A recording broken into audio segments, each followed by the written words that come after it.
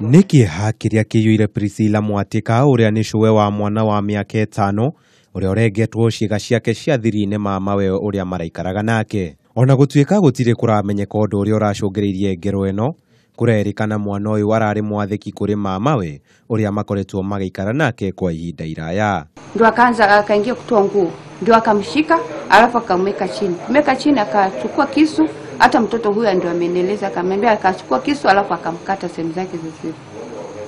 Sasa alipomkata akaenda akamuingiza kwa kitanda hii yangu, akamfunika kabisa. Agikira ndeto eno mukode munene wa borithi kaunti-ini ya Taita Taveta Fred Ochieng niugite ciiko ta ici na cio hahami wa ciana ni ciongererekete na gikiro kinene kaunti-ini iyo. Virunga AP camp received an information that a 27-year-old man had chopped off the genital organs of his nephew.